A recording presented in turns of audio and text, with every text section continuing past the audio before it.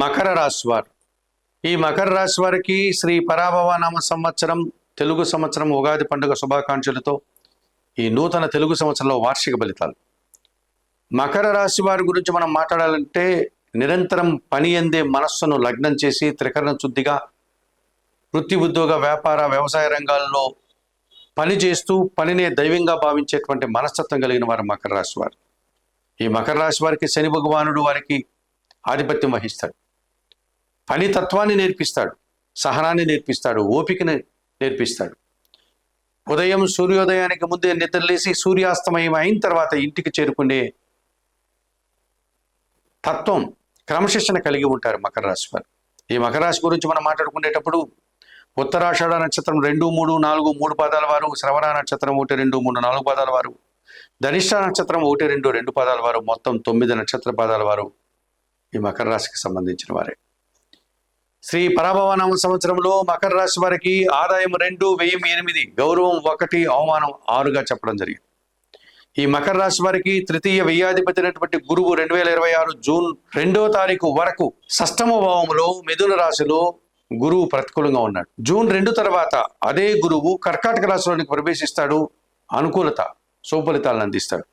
మరి జూన్ 2 వరకు ఈ కర్కాటక రాశి వారికి జన సహకారం ఉండదు, పని భారం పెరుగుతుంది, శ్రమ అధికమవుతుంది, విద్యార్థులకు ప్రతికూల ఫలితాలు వస్తాయి, పోటీ ప్రపంచంలో వెనకడుగు వేస్తారు, సమాజంలో చిన్న చిన్న ఇబ్బందులు ఎదురయ్యేటువంటి వాతావరణం కనిపిస్తుంది. జూన్ 2 తర్వాత జన సహకారం బాగుంటుంది, వృత్తి ఉద్యోగ వ్యాపారంలో రాణిస్తారు, ఆదాయం అందుకుంటారు, జీవిత భాగస్వామి సహకారం కానీ వ్యాపార భాగస్వాముల సహకారం కానీ జన సహకారం కానీ బాగుంటుంది, విద్యార్థులు మంచి ఫలితాలు అందుకుంటారు, సమాజంలో గౌరవ మర్యాదలు పేరు ప్రఖ్యాతులు తెచ్చుకుంటారు. ఇక జన్మరాశ్యాధిపతి ద్వితీయాధిపతి అయినటువంటి శని భగవానుడు ఈ సంవత్సరం అంతా కూడా తృతీయ భావంలో మీనరాశిలో అనుకూలంగా సంచరిస్తున్నాడు. మీ మాటకు విలువ పెరుగుతుంది, మీకు రావాల్సిన ఆదాయం వస్తుంది, వ్యవసాయ రంగంలో పనిచేసే రైతులకు మంచి ఫలితాలు వస్తాయి.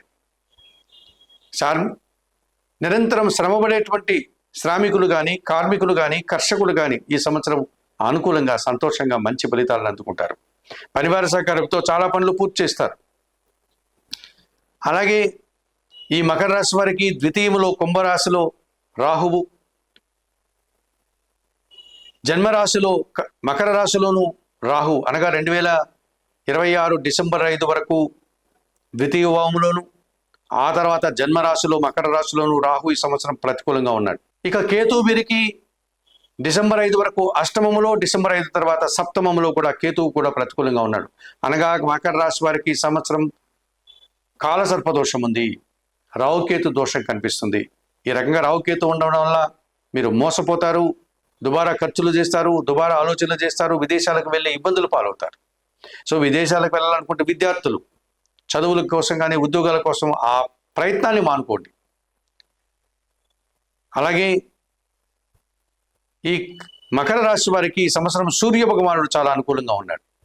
అధికారుల అండదండలతో అభివృద్ధిని సాధిస్తారు, తండ్రి సహకారంతో ఆస్తుపాస్తులు అందుకుంటారు, ప్రభుత్వం నుంచి సహాయం అందుకుంటారు, నూతన ఉద్యోగులు కానీ ఉన్న ఉద్యోగంలో పదోన్నతులు కానీ అనుకూలంగా ఉన్నారు. కుజగ్రహం కూడా ఈ సంవత్సరం మీకు అనుకూలంగా ఉంది, భూవాహన లాభాలు అందుకుంటారు. ఏది ఏమైనప్పటికీ శ్రీ పరాభవ నామ సంవత్సరంలో మకర రాశి వారు తప్పనిసరిగా జూన్ నెల 2వ తారీఖు వరకు సిద్ధి సాయినాథుని దర్శనం, సిద్ధి సాయినాథుని జీవిత చరిత్ర పారాయణం చేయండి. గురువులకు పసుపు వర్ణ పండ్లను ఇచ్చి వారి ఆశీస్సులు అందుకోవడం వల్ల మీరు జూన్ 2 వరకు గురుబలాన్ని పొందగలుగుతారు. ఇక శని భగవానుడు మీకు అనుకూలంగా ఉన్నాడు, రాహుకేతువులు ప్రతికూలంగా ఉన్నారు. తప్పనిసరిగా శ్రీకాళహస్తీశ్వర ఆలయానికి వెళ్ళి రాహుకేతు పూజలు నిర్వర్తించండి. శ్రీకాళహస్తీశ్వర ఆలయంలో అందుబాటులో ఉన్నటువంటి వాయులింగేశ్వర క్షేత్రంలో శ్రీ వాయులింగేశ్వర స్వామిని అనగా పరమశివుని దర్శనం చేసుకోండి. అలాగే అక్కడ ఉన్నటువంటి పార్వతీదేవి జ్ఞానప్రసన్న అమ్మవారుగా ఉన్నారు, అమ్మవారిని దర్శించండి. శ్రీకాళహస్తీశ్వర ఆలయంలో దక్షిణామూర్తి ఉన్నారు, ఆది గురువు, ఆయన్ని దర్శించి నమస్కరించుకోండి. ఆ శ్రీకాళహస్తీశ్వర ఆలయంలో నిత్యం వారు నిర్వహించేటువంటి రావుకేతు పూజలను ఈ సంవత్సరంలో 1కి 2 మార్లు మీరు నిర్వహించుకోవడం వల్ల, రావుకేతు పూజలు చేయడం వల్ల ఈ రావుకేతు దోషం నుంచి మీరు బయటపడతారు. శ్రీ పరాభవ సంవత్సరంలో మకర రాశి వారు ఈ గురువుకి రావుకేతువులకు మరి పరిహారాలు నిర్వర్తించుకోవడం వల్ల మరింతగా మంచి ఫలితాలను పొందగలుగుతారు.